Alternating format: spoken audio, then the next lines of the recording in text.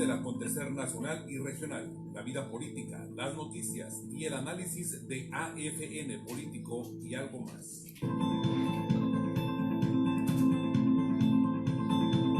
Es momento del análisis del acontecer nacional y regional, la vida política, las noticias y el análisis de AFN Político y algo más.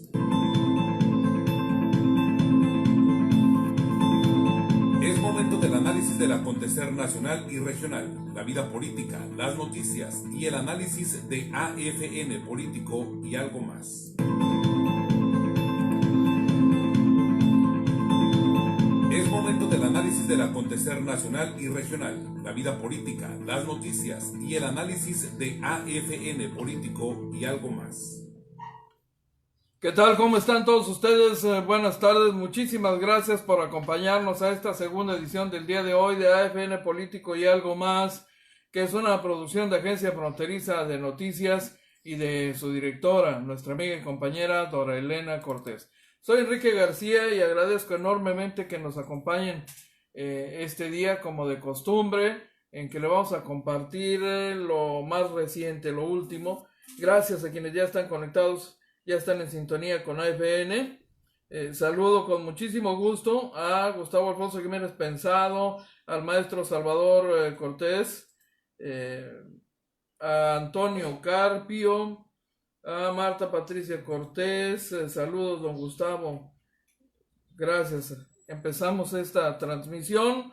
Yo quiero decirle que, bueno, no todo es COVID. Hay otros asuntos de relevancia. En el caso particular de Baja California, uno de los asuntos más importantes, finalmente, después de un largo proceso de carácter legal y administrativo, Baja California va a tener finalmente su propio Instituto de Movilidad Sustentable.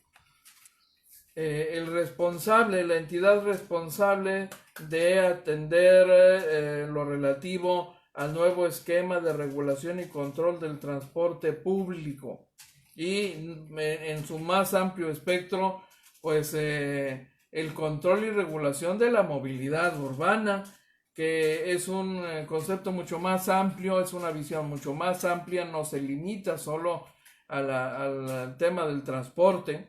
Es toda una serie de funciones nuevas que estará asumiendo esta institución, que ya está aprobada y lista para entrar en funciones. De hecho, yo debo decirle que después de ese largo trayecto de medio año más o menos, finalmente ya tendremos un instituto estatal.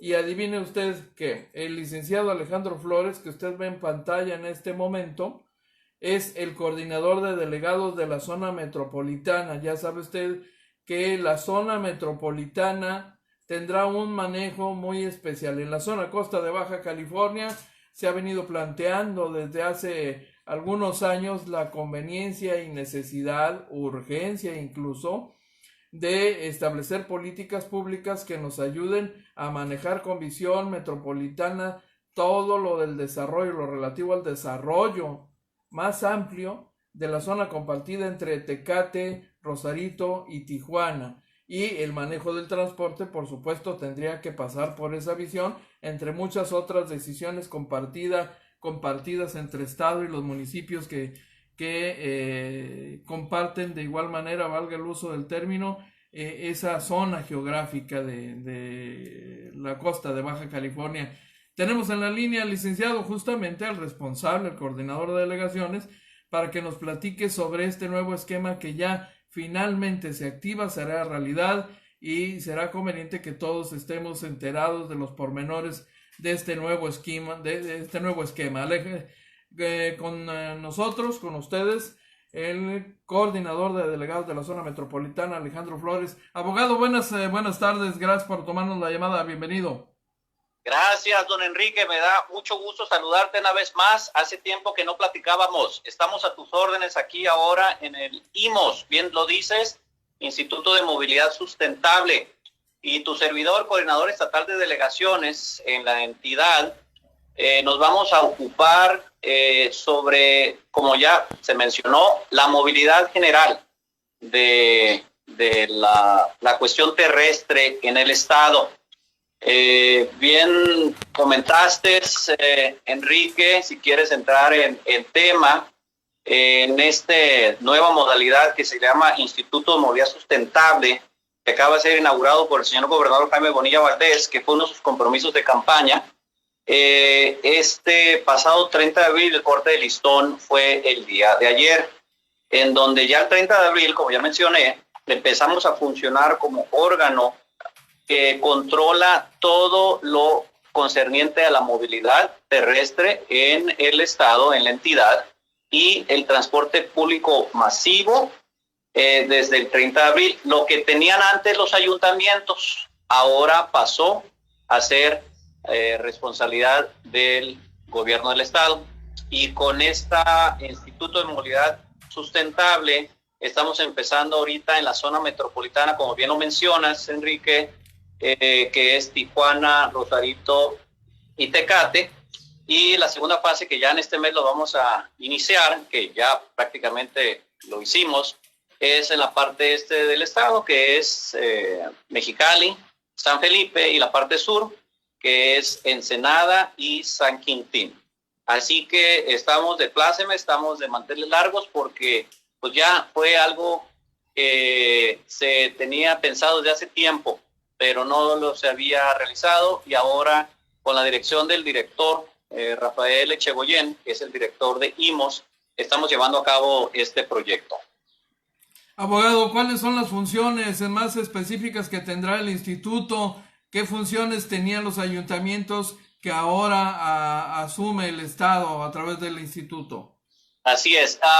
Uno de los puntos principales, bueno, todos son, pero se habla mucho del transporte público. Obvio, la movilidad es parte, el transporte público es parte de la movilidad sustentable que se genera en diferentes ciudades del mundo, y la entidad de Baja California pues no es diferente.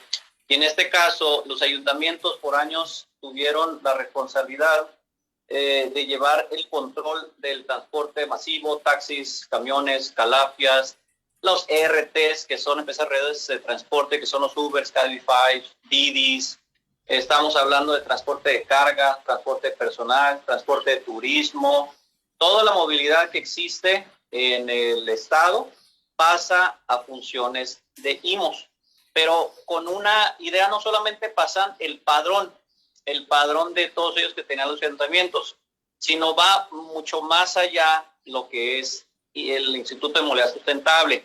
Uno de los objetivos principales, señor gobernador, cuando nos pidió que lleváramos a cabo este proyecto en conjunto con el director Rafael Echegoyen, es de que pusiéramos énfasis en la seguridad del transporte y el transporte que fuera digno de lo que es un derecho humano de la movilidad.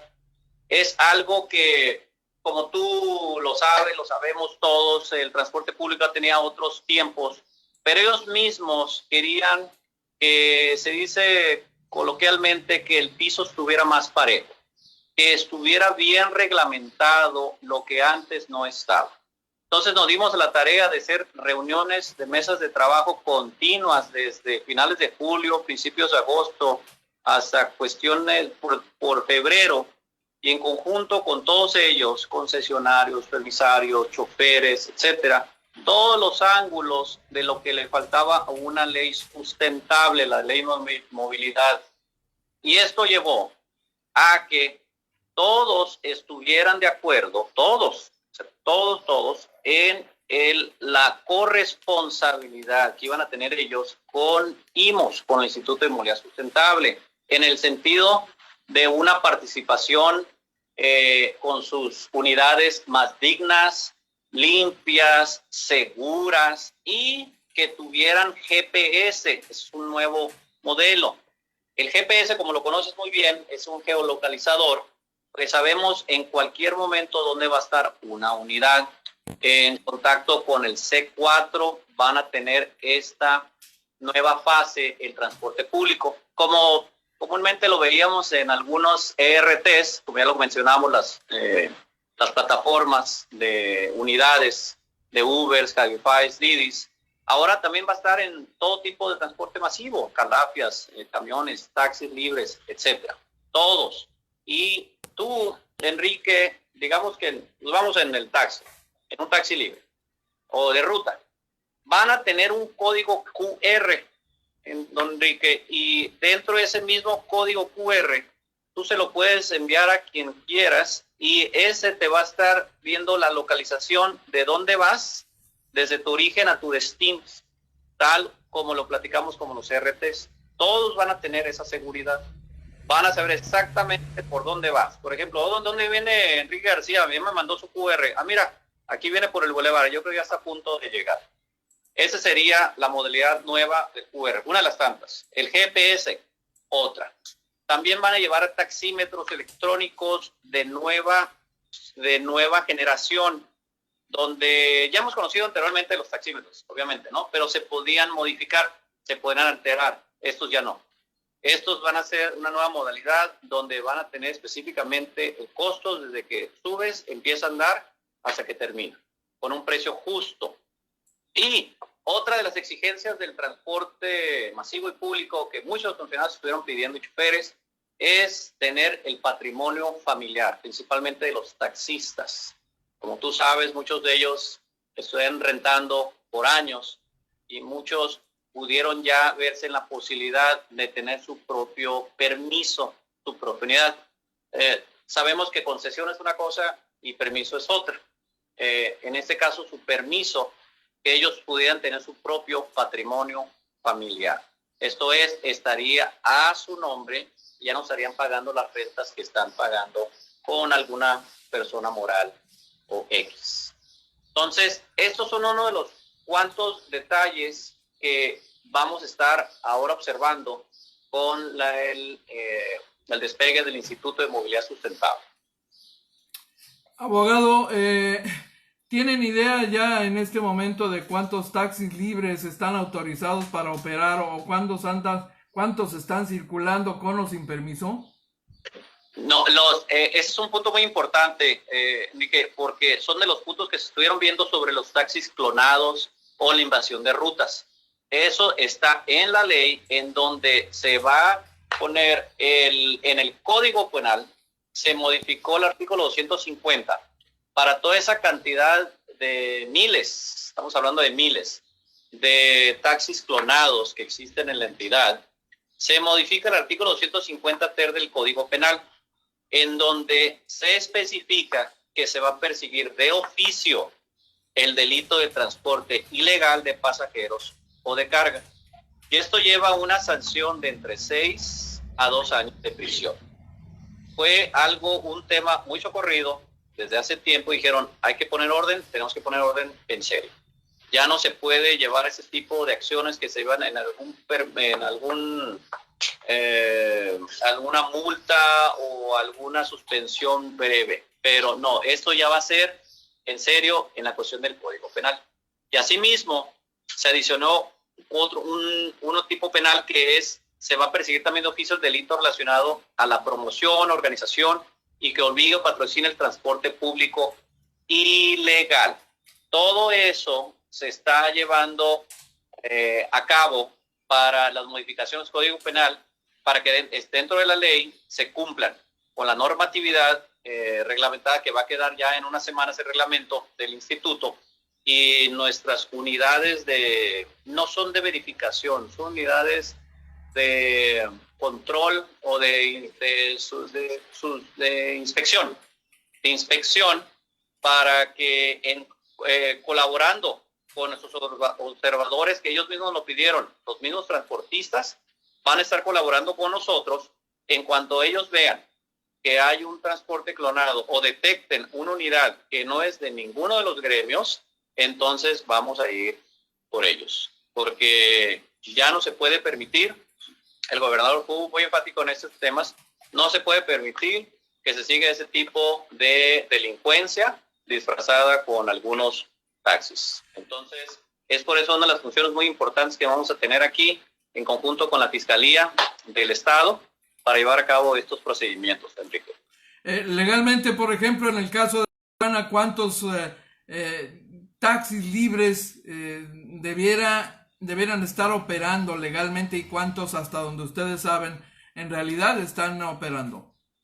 El padrón nos están enviando, no sé si te lo he comentado, el padrón viene del ayuntamiento. Ese padrón se está digitalizando en nuestro sistema de tecnología moderno, donde ya no se va a ocupar copias para nada. El número exacto, Enrique, no te lo podría dar porque tenemos un padrón que no está completamente bien verificado del masivo. Pero ahora que estamos digitalizando los mismos, estamos verificando que todos los permisionarios y choferes, conductores, las concesiones, tengan en regla cada uno de los documentos que se les han pedido y se les pide ahora en el IMOS. Pero si nos vamos a un número más o menos, si fuera, digamos, en la ciudad de Tijuana, te digo, sería muy inexacto el número que te podría dar, porque aún se están verificando cuáles sí tienen el permiso correcto y cuáles no, pero estamos hablando de los miles. ¿En cuánto tiempo tendrán listo toda esa parte para estar en condiciones 100% operacionales? Estamos ya en funciones, Enrique. Como te comenté, el 30 de abril empezamos en funciones y el día de ayer fue el corte de listón. El señor gobernador obviamente nos comentó en la misma que como ya estábamos en funciones, esto tenía que seguir de aquí en adelante. Estamos ya atendiendo a personal de choferes, concesionarios, permisarios, todos aquí en las oficinas. Pero asimismo, posiblemente si te das una vuelta, no vas a ver mucha gente, aunque estamos hablando de una metropolitana, porque una de las modalidades que tiene el IMOS, Instituto de Movilidad Sustentable, es de que es un instituto del siglo XXI, Enrique, en el sentido de que todo el mundo tiene, o la gran mayoría, y hemos visto que en el transporte público la gran mayoría, arriba del 90 y tantos %, tienen sus móviles inteligentes, sus teléfonos inteligentes. Ellos pueden hacer los trámites desde sus teléfonos, los pagos de sus teléfonos. Como te comenté, se va a digitalizar todo el procedimiento. Ya pasaron al pasado, es decir, cuando se te pedía copias de varias documentaciones. Ya no se necesitan copias, ya no vas a ver personas aquí sacando copias de algo, ya no se necesita. Todo va a quedar digitalizado, solamente con tu identificación. Llegas, Enrique García, a ver, vamos a poner aquí, muy bien, aquí tenemos digitalizado ya toda tu documentación, tienes tu identificación, eres tú, sí, muy bien, pagas los derechos, adelante, tienes tu permiso, ya no por año tampoco, va a ser por 6 años el permiso.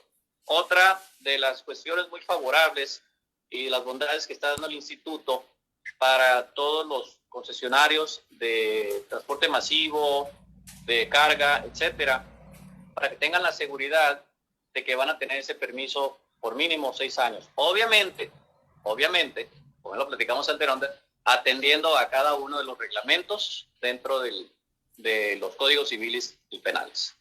Existe una percepción, abogado, en un sector de la población del estado, en el sentido de que con la creación del instituto lo único que va a pasar es que la corrupción en el transporte ahora ya no la van a manejar los ayuntamientos sino el estado, porque hay un alto grado de desconfianza, porque la historia nos ha enseñado que los gobiernos han administrado la corrupción en el transporte, la han utilizado también para efectos de carácter político electoral, se compran y se venden los privilegios con votos en cada elección, etcétera, etcétera. Y en todo este enorme proceso hay gran cantidad de espacios propicios para la corrupción.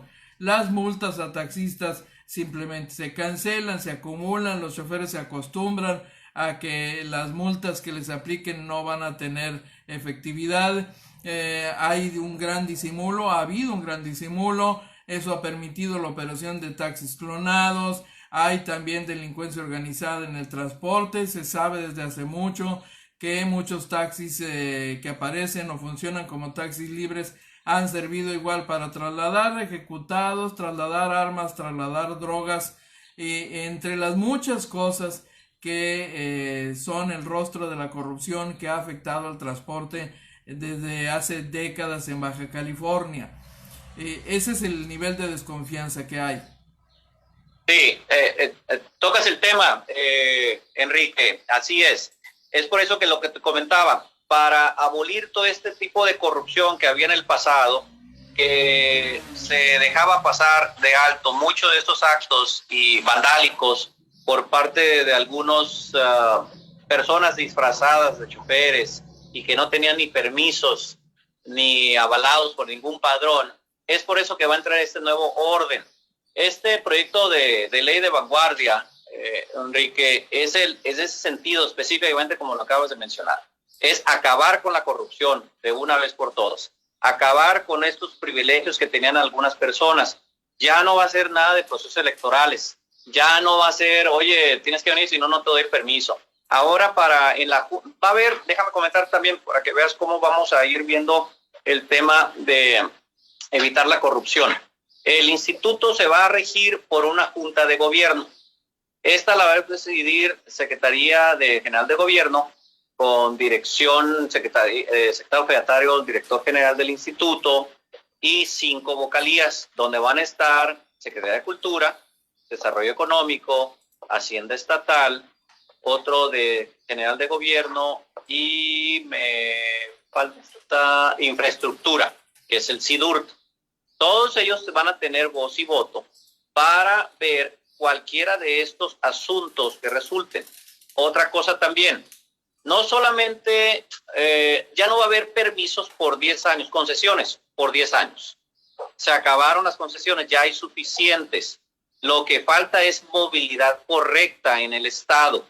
¿Qué quiere decir con esto? Es de que, digamos, si en un núcleo de un bulevar X, sin decir nombres, hay como 20 rutas y en unas colonias o algunas calles importantes solamente hay uno y no llega constantemente, vamos a reutilizar esas mismas concesiones, vamos a ampliar o modificar las rutas para que se dé abasto completamente la demanda a la movilidad del transporte público. Entonces no habrá nuevas concesiones, ¿ya? No, en 10 años no va a haber permisos, es otra cosa y eso se va a ver caso por caso, don Enrique. Esto vamos a ir viendo un permiso en dado caso un taxi libre. Como ya lo habíamos comentado anteriormente, que si alguien está rentando por, no sé, 10, 15 años, una vez caso por caso, y quiere tener su permiso, su patrimonio familiar, va a poder hacerlo cumpliendo con los requisitos que vienen especificados en la ley. Si mal no me equivoco, alrededor del 161, 162 por ahí en adelante, en donde especifican claramente, después de una convocatoria que se realice por el instituto, para poder sacar un permiso de personas que ya son choferes o tienen un historial dentro de Hacienda, el SAT y dentro del padrón donde han estado ellos fungiendo como choferes. ¿Eso qué quiere decir? No vamos a meter nuevas unidades, vamos a llenar, no. De las que ya estaban, simplemente en lugar de estar pagando rentas, van a poder tener su patrimonio familiar. Las únicas que se les dio una concesión que fue un compromiso de campaña del señor gobernador Jaime Bonilla Valdés fue la nueva modalidad de taxi rosas. No sé si has escuchado de ellas, que es para puras damas. Damas van a ser las conductoras y van a subir pasaje de damas, usuarios de damas. Entonces, ese taxi rosas es algún compromiso que se había hecho ya hace mucho tiempo con personas igual. Ellos estuvieron rentando por tiempo y ahora van a tener su patrimonio. Abogado, el transporte es un monstruo de 1000 cabezas. Es hay un capítulo para las grandes empresas, las masivas, pero también hay otro capítulo para los taxis en diversas modalidades. Y es un hecho histórico que un buen sector de los permisos de taxi han sido gran negocio de acaparadores y renteros. ¿Qué va a pasar con esos grandes e históricos acaparadores y renteros? ¿Te refieres a los que tienen concesiones y están rentando las unidades? Pues sí, porque es conocido el hecho de que hay personas, tradicionalmente políticos de diferentes partidos, que se han convertido en administradores de permisos y de placas. Ok, muy bien. En ese sentido, la concesión la puede tener una persona moral. Esa persona moral puede tener, no sé, un número, 100 taxis o camiones. Ellos van a entrar en la corresponsabilidad con choferes en multas y dentro de los códigos civil y penal.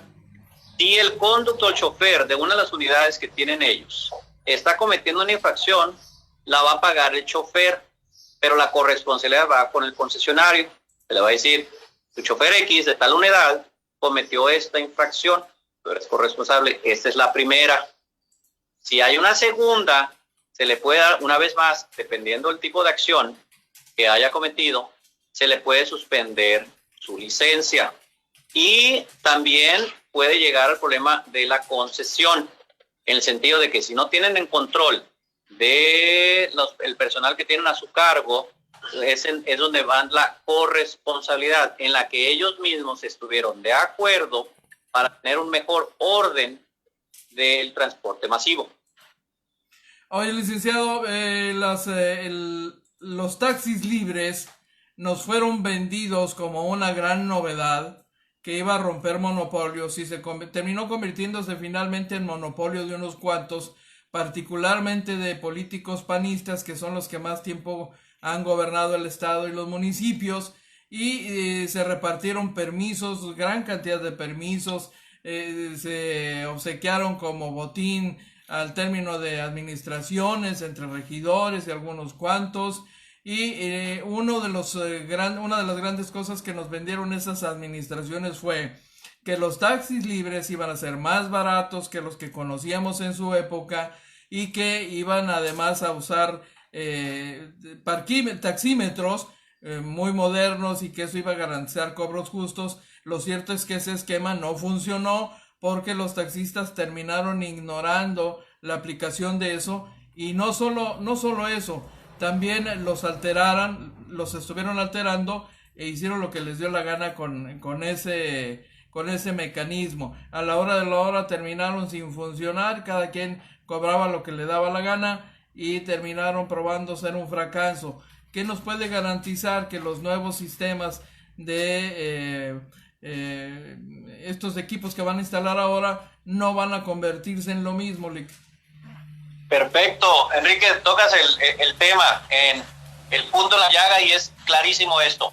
Con la nueva ley, Enrique, que se acaba de aprobar, la ley de movilidad y la corresponsabilidad de todos los actores involucrados, esto ya no va a dar pie a ese momento de decisiones políticas o corruptelas que se dieron en tiempos pasados, de las administraciones pasadas, que dieron todo ese favoritismo y todo se hizo un desorden. Lo que va a haber ahora, la reglamentación nueva, la ley y estos códigos, va a quedar completamente el piso parejo para que no haya duda, no haya un área gris, una laguna legal, en el sentido de que es que no está especificado y puedo hacer esto. No, ya no. Es por eso que en conjunto con ellos se revisó la misma ley y ellos conocen perfectamente lo que hay que hacer y la forma correcta. Ellos están completamente de acuerdo en llevar a este barco a buen fin, a buen muelle, a buen fin, el nuevo proyecto vanguardista del Instituto de Movilidad Sustentable para llevar una armonía entre gobierno y usuarios y concesionarios para que ya no existan lo que estás comentando atinadamente, Enrique, que ya no existan estos como lo que nos llegaron a vender hace muchos años y resultó pues un fracaso. Es por eso que todos van a entrar dentro de este nuevo ajuste de la nueva ley. La nueva ley ya entró en vigor, ya el ayuntamiento no tiene entrada en la misma y todos los transportistas de todos los tipos, público, de carga, autos, motocicletas, no motorizadas, etcétera, todos tienen que entrar y ajustarse dentro de la misma ley de este nuevo orden, que es lo que ha pedido la ciudadanía por años. Y obviamente las multas pues van a ser nada baratas, porque cuando se tenga este tipo de actos, si no es penal, va a haber multas desde 4,000 a 5,920 UMAS. Tú sabes que en una UMA anda alrededor de 88 y tantos pesos, así que multiplícale por 4,000. No creo que nadie va a querer pegar eso. Bien, finalmente, ¿qué funciones van a conservar los ayuntamientos? Ellos tienen o tenían oficinas o direcciones de vialidad y transporte que yo entiendo que se transforman. No sé si queda finalmente como direcciones municipales de transporte y qué facultades y atribuciones van a conservar los ayuntamientos. Bueno, lo que yo tengo entendido que tienen los ayuntamientos pensados es como ya se pasaron la fase de movilidad y transporte público al Estado, ya los ayuntamientos van a decidir qué va a pasar con esas direcciones y las secretarías que tienen ahí. Obviamente, ya lo dijimos, ya lo comentaste, las facultades sí pasan al gobierno del Estado por medio del Instituto de Movilidad Sustentable y ellos han estado colaborando excelentemente con nosotros en el padrón que se está realizando. Ya en lo referente a cómo quedarán los ayuntamientos, cada una de sus direcciones, ya serían decisiones de los mismos ayuntamientos y sus presidentes municipales y cabildo para tomar las decisiones que acaten en ese sentido.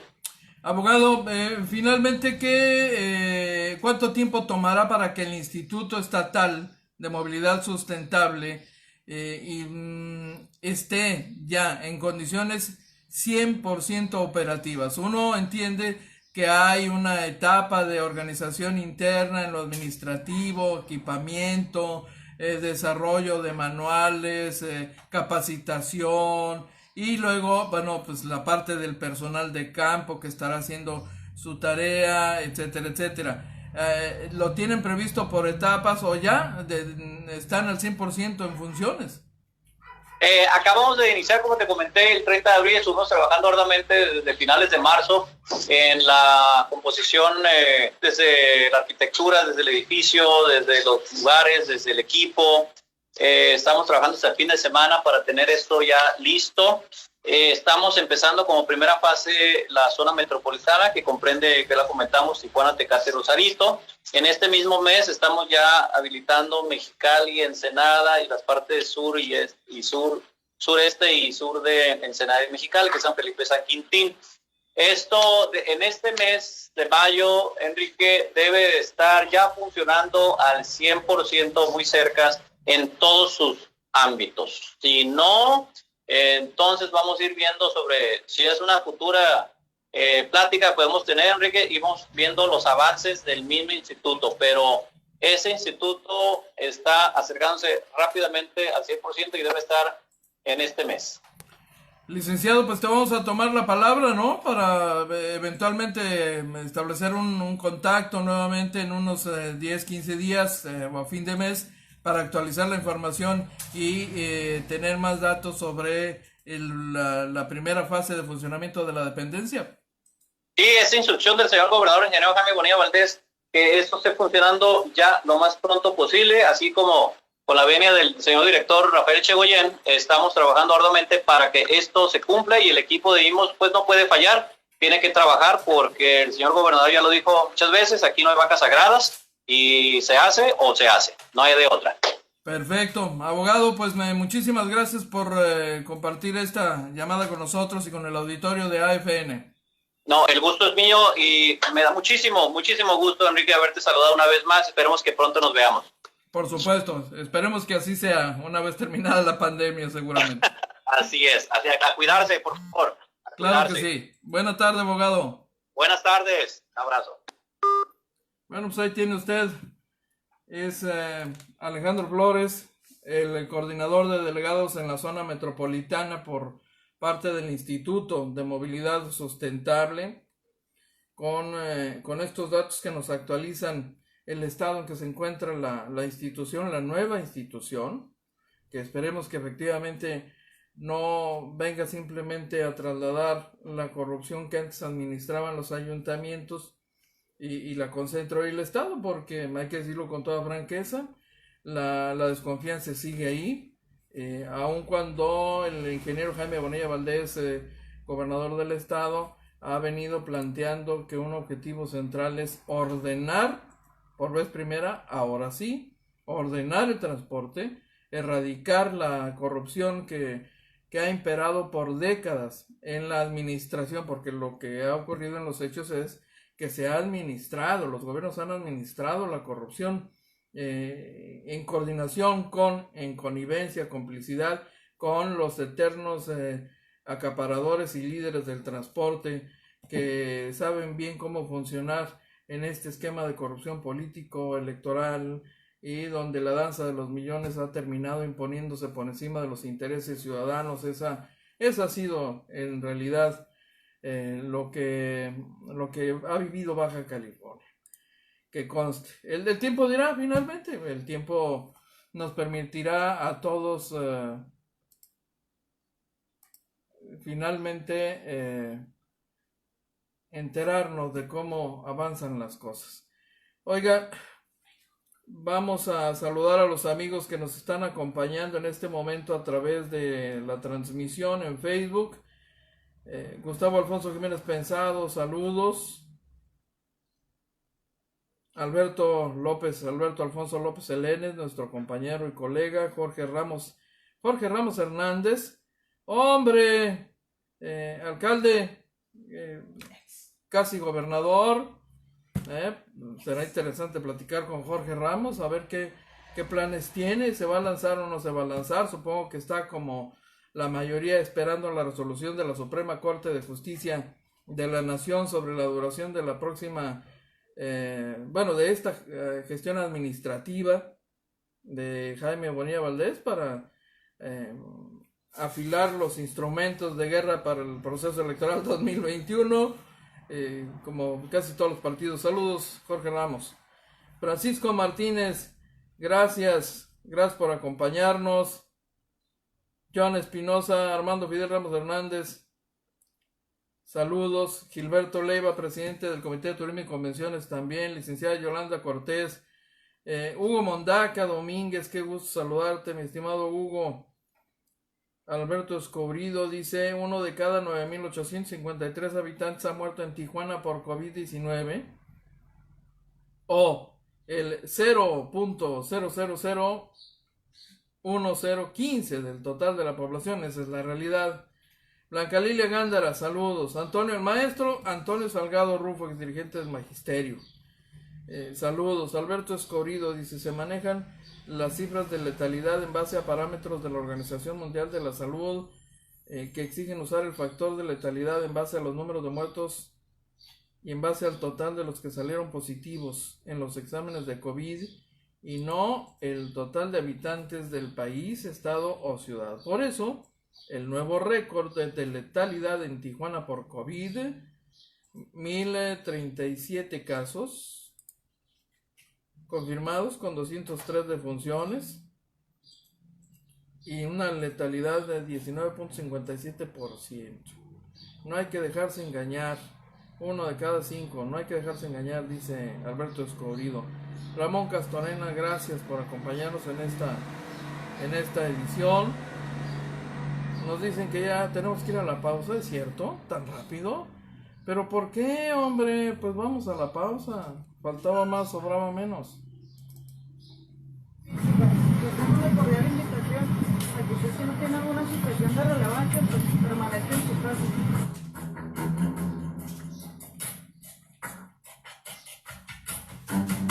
Amigos de Agencia Proceder de Noticias. En cuanto a la contingencia que se está viviendo con respecto al COVID-19,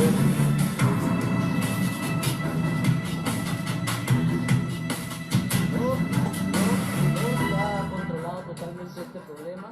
¿A poco ya tenemos a don Edgar Ramírez en la línea? ¿En serio? Hace rato que no platicábamos con Edgar Ramírez. A ver, vamos.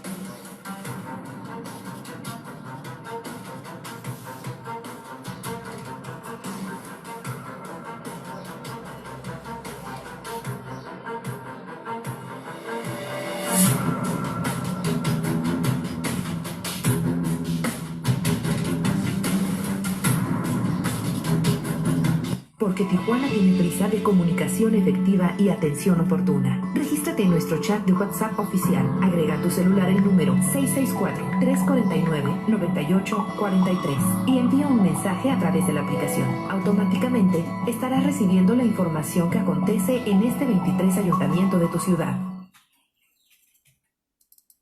Ahora pagar el agua es súper fácil y rápido. Desde tu celular, tu recibo de agua trae un código QR. Escanéalo y paga con cualquier tarjeta de crédito o débito. Recibirás confirmación de pago por correo electrónico. Así de fácil y rápido. Comisión Estatal de Servicios Públicos. Siempre puedes confiar en Gas Ilsa.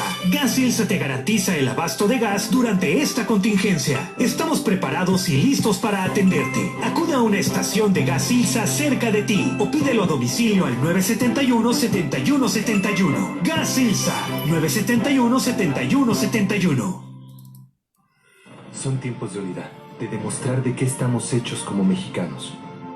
Nos unimos para seguir restaurándote con tus alimentos favoritos mientras cuidas a tu familia.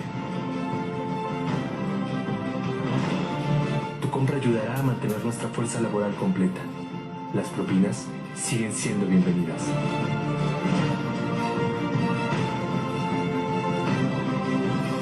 Quédate en casa.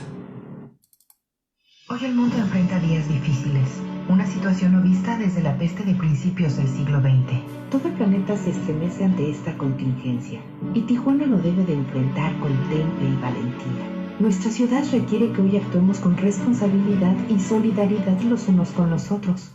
Sí, todos unidos hoy más que nunca. Por eso, en el 23º Ayuntamiento de Tijuana, estamos trabajando día con día, realizando acciones de limpieza y supervisión del plan de contingencia, ayudando a los más necesitados, apoyando a nuestros héroes de primera línea y en alianza con empresarios, trabajadores y asociaciones civiles, siempre con el apoyo del gobierno estatal y federal. Seguiremos garantizando tu seguridad y bienestar dentro de la situación actual y sacrificio que requiere de todos. Ciudadanos y gobierno, hoy hacemos frente y nos volvemos los mejores aliados ante el coronavirus, porque esta pandemia solamente la venceremos juntos, haciendo lo mejor que sabe hacer la gente de Tijuana, estar unida. Trabajemos todos para aportar desde nuestra trinchera nuestro granito de arena. Agradezcamos a esos héroes y heroínas que siguen trabajando. Y por nuestra parte, hagamos lo necesario para mantenerlos y mantenernos a salvo, quedándonos en casa, para que pronto regresen las visitas y los abrazos, para celebrar muchas veces más nuestras fiestas y nuestro sábado de bienestar, los viernes de cine, nuestro lunes tijuanense y todo aquello que extrañamos y que aunque hoy se pausa, nuestro compromiso no parará, sabiendo que juntos luchamos para recuperar a nuestro Tijuana. Unidos somos más fuertes, por eso hoy más que nunca, todos juntos por Tijuana.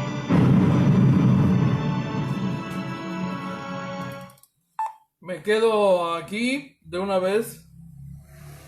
Muy bien, me quedo aquí para compartirle estas imágenes que ilustran las actividades de sanitización, descontaminación, como las quiera usted llamar, que se están llevando a cabo en la ciudad. La limpieza y descontaminación de patrullas, unidades de bomberos, entre otras cosas.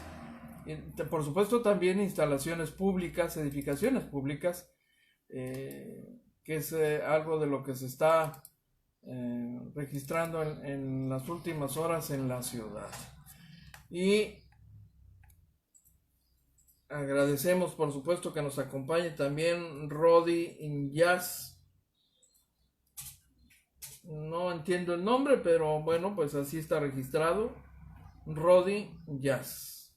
Gracias a todos ustedes por acompañarnos en esta edición. Le quiero compartir además una información que nos ha hecho llegar la Secretaría de la Defensa Nacional hace algún momento. Precisamente, permítame usted.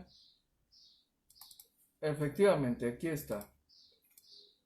La Secretaría de la Defensa Nacional nos ha hecho llegar un reporte actualizado sobre el avance de esta, que es una de las obras cuestionadas, están en la mesa de la discusión y la controversia.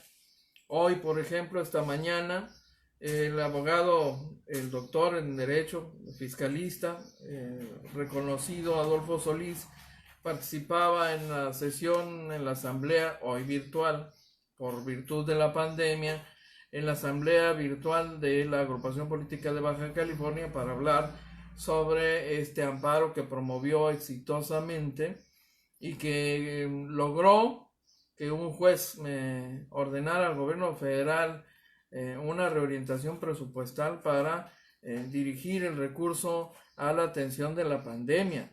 Y no se trataba de cancelar estos grandes proyectos emblemáticos que tiene la administración de López Obrador, pero sí posponer y reorientar el presupuesto que está clasificado como esencial. Los proyectos esenciales, el del aeropuerto Felipe Ángeles, el del Tren Maya, entre otros. Como ya todos sabemos, el gobierno de la República decidió continuar con el proyecto, no obstante esta determinación de un juez federal. Es un tema que está todavía en proceso, pero por lo pronto esto es lo que nos comparte la Secretaría de la Defensa Nacional y se lo vamos a transmitir tal cual para que usted vea los avances también. Es interesante porque a final de cuentas los grandes proyectos, los megaproyectos son proyectos que nos permiten asomarnos a los procesos tan complejos, la forma en que se abordan, en que se detallan, se ejecutan en el campo los megaproyectos. No son muchos los megaproyectos que tenemos en el país, yo debo decirle, del orden privado o públicos. Este es un proyecto público, pero vea usted, porque además está bien presentado el reporte de la Secretaría de la Defensa y es interesante verlo. Defensa Nacional informa los avances en la construcción del Aeropuerto Internacional Felipe Ángeles al 4 de mayo de 2020. El proceso de materialización de todos los frentes del nuevo aeropuerto es realizado de manera simultánea. En la terminal de combustibles y red de distribución se efectúa el colado de concreto en losa de azotea de subestación eléctrica y planta de emergencia, así como losa base y muros de cisterna de agua potable. En la unidad habitacional militar se realizan actividades de habilitado de acero y cimbra en cimentación de muros y losas, vaciado de concreto, construcción de muros de mampostería, desplante de muro, castillos, cadenas, traves, muros y losas de concreto armado, así como la instalación de ductería eléctrica, hidráulica y sanitaria. En la pista norte y central, plataforma y rodajes. Se continúa con la conformación de terraplenes, tendido de la capa subbase, base hidráulica y de tubería de concreto para instalaciones de redes y drenaje pluvial. A su vez, siguen despalmes y excavaciones en pista norte. En la terminal de pasajeros, se continúa con el montaje de la estructura de acero en procesador central y salas de última espera. Se instaló la cuarta grúa torre para un frente más de montaje de estructura. En el complejo de instalaciones de la 37 Zona Militar y organismos jurisdiccionados, se realizan actividades de habilitado de acero y cimbra, colado de losas de entrepisos y columnas, colocación de muros y repellado fino en muros de la 37 Zona Militar. A la fecha, se han generado 20.532 empleos civiles. Faltan 686 días de construcción. Gobierno de México. Bueno, ahí tiene usted un reporte actualizado, interesante, de veras interesante. Si usted no ha tenido la oportunidad de visitar grandes complejos industriales como las grandes presas o los complejos mineros, por ejemplo, difícilmente puede imaginarse la magnitud de lo que esto representa en términos operativos, ya en la fase operativa de los proyectos, en la fase de del desarrollo del proyecto, del proceso constructivo. Es igualmente interesantísimo. Yo he tenido oportunidad de conocer algunos y de verdad hemos tenido también la posibilidad de comprobar que tenemos mano de obra muy calificada en este país y además mano de obra de profesionistas, ingenieros, arquitectos, calculistas, en fin, proyectistas extraordinarios. Estos proyectos nos dan esa oportunidad, no todos los días se presenta, yo debo decirle. Miren, nos están diciendo que, a ver, es el dato actualizado. Un avión de la Secretaría de Marina arribó a Tijuana esta mañana para entrega de ventiladores en apoyo a los pacientes. Marcelo Ebrard, que es el secretario de Relaciones Exteriores, dice que son ventiladores para Tijuana particularmente. Es la confirmación que hace el funcionario. Los ventiladores que arribaron a Tijuana son de la marca Hamilton Medical, gestionados por el presidente López Obrador. Es parte del equipo negociado por el presidente López Obrador directamente con el presidente norteamericano Donald Trump. Y como ustedes saben, el gobierno federal ha identificado a Tijuana particularmente entre las primeras zonas de afectación del COVID, así es que ya llegaron los primeros. Muy bien. Esta mañana y serían repartidos entre los hospitales COVID, así designados por la Secretaría de Salud del Estado. Si no entendemos mal, serían para los hospitales que dependen de la Secretaría de Salud.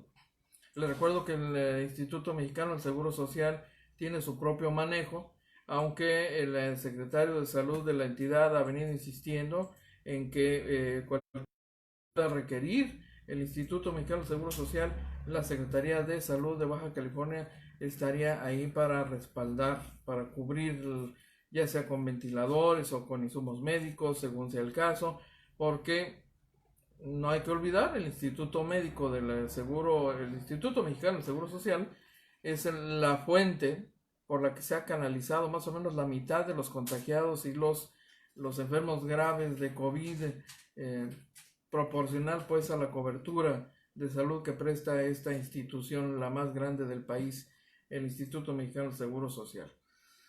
Le comparto otro par de datos importantes antes de que concluya esta edición. Sucede que solo 5 funerarias han aceptado reducir sus precios. Usted recuerda que después de un operativo bastante espectacular, por cierto, en el que se suspendieron funciones a algunos de estos negocios que ofrecían además servicios de incineración, de cremación, finalmente hubo un acercamiento con los representantes, los empresarios del ramo y la autoridad estatal. Se sentaron a la mesa a platicar, a negociar, y finalmente solo 5 funerarias de las 17 que tienen incineradores en la entidad han firmado los convenios de control de precios para la prestación de los servicios de cremación. Es lo que está informando Jesús Alejandro Ruiz Uribe, que es el coordinador de programas federales en Baja California. Dice el funcionario que se van a reactivar los operativos de vigilancia con instituciones de los 3 niveles de gobierno en funerarias, debido a los reportes sobre abusos en el cobro de los servicios ofrecidos. El funcionario federal destaca que tienen acercamiento con representantes de las empresas porque habían aceptado firmar los convenios para limitar sus precios a 7,000 pesos para las familias de las personas que murieron víctimas de este padecimiento. No han reiniciado los operativos de vigilancia a las 12 funerarias que pues no enviaron sus convenios de captación, ni de las otras 8 que habían sido reportadas por realizar prácticas irregulares, ya que ofrecían servicios de cremación sin tener el incinerador, es decir, subcontrataban, pero esto encarecía el costo y provocó la acumulación de cuerpos en sus instalaciones por ese tipo de operación. El caso específico de Panteón Jardín, por ejemplo, ilustra lo que le comento.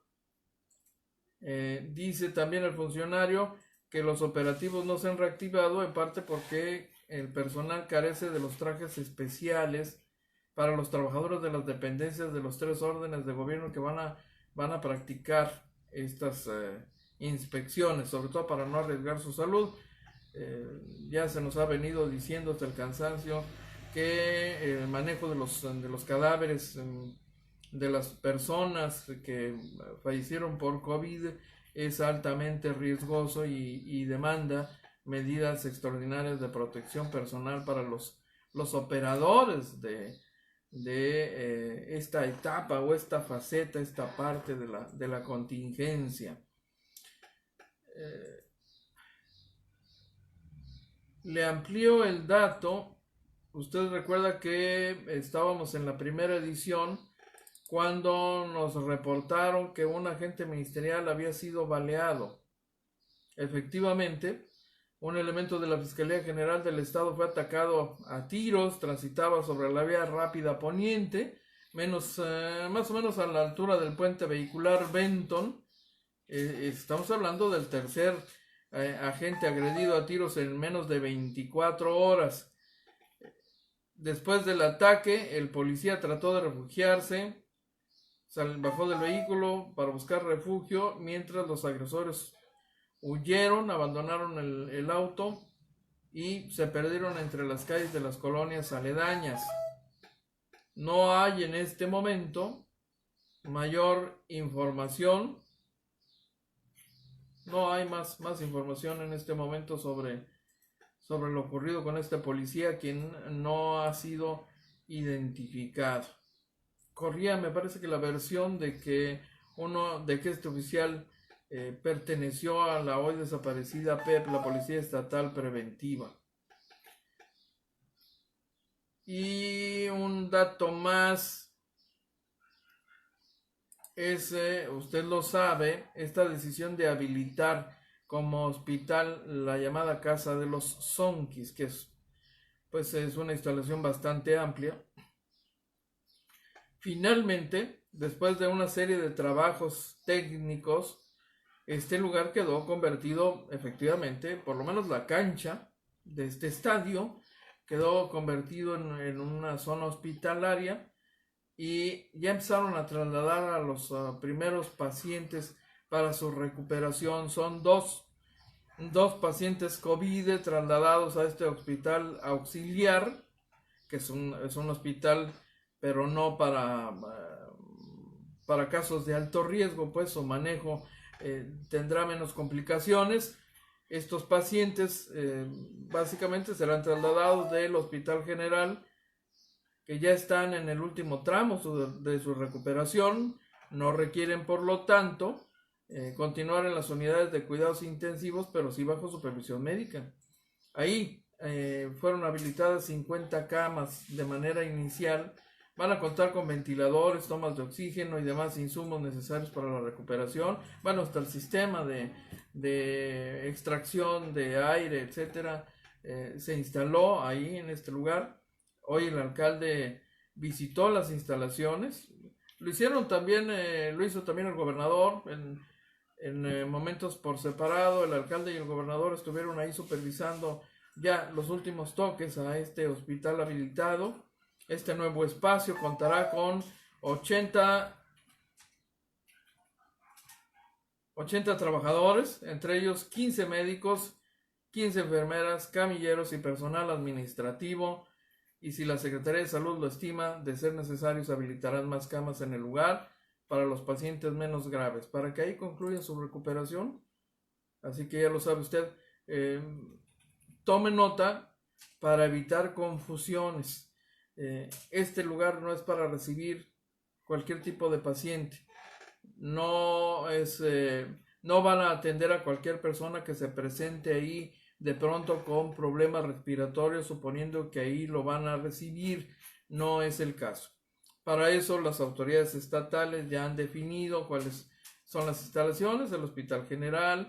La sugerencia es también comunicarse a un número telefónico para que le canalicen al lugar más indicado. De cualquier manera, ya de forma pública o privada, las instituciones de salud en esta ciudad están enteradas de cómo manejar y canalizar este tipo de casos que se presentan por primera vez.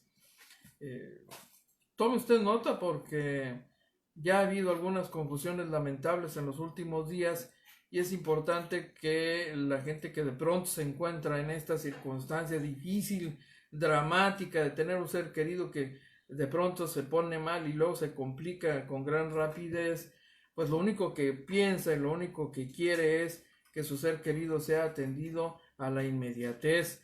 Y si uno no se ha preparado anticipadamente para saber cómo reaccionar, a quién acudir, qué número marcar o a qué instalación llevar a nuestros seres queridos, infórmese, porque es en serio, es real. Puede ocurrirle prácticamente a cualquier persona y es importante porque la vida se va en minutos, cada minuto que transcurre vale oro, está por medio de la vida de su ser querido, así que prepárese con anticipación para que sepa qué hacer si se presenta esta circunstancia. Finalmente, ya estamos excedidos en el tiempo del espacio, pero a propósito de Edgar Ramírez, este funcionario norteamericano descendiente de latinos, pues, que es el agregado del Departamento de Seguridad Nacional de la Embajada Norteamericana en nuestro país, nos ha hecho llegar un aviso, un llamado a los residentes de la zona fronteriza para que entiendan que la pandemia hace necesario reducir los riesgos de contagio y por ende, pues, crucen lo menos posible las garitas para frenar la propagación del COVID. Dice el funcionario que ambos países acordaron restringir los viajes no esenciales con cruce fronterizo compartido. Eso significa, dice, que los ciudadanos de ambos países deben dejar de cruzar la frontera, excepto cuando lo hagan con propósitos esenciales. Recuerden, dice, una pandemia global no es el momento de ir a compras, paseos o a visitar a la familia del otro lado. Hacer eso nos arriesga a propagar el virus COVID en nuestros dos países, dijo Edgar Ramírez en este mensaje que nos ha hecho llegar y que nosotros le compartimos, por supuesto, con la intención de mantenerle informado. Oiga, se nos acabó el tiempo. Una pandemia global. Silencio, muchacho, tranquilo. Algo le pasó, se acelera de pronto Quique García, le digo. Ya nos vamos. No sin agradecer enormemente su atención. En verdad son ustedes extraordinarios. No seríamos nada sin ustedes. Que tengan un buen día. Nos vemos y escuchamos el día de mañana a la misma hora en este mismo lugar. Buena tarde. Y es todo por hoy. Lo invitamos para que nos siga de lunes a viernes de 12 a 1 de la tarde por este canal. Agencia Fronteriza de Noticias es el portal de noticias más influyente y que sí se lee.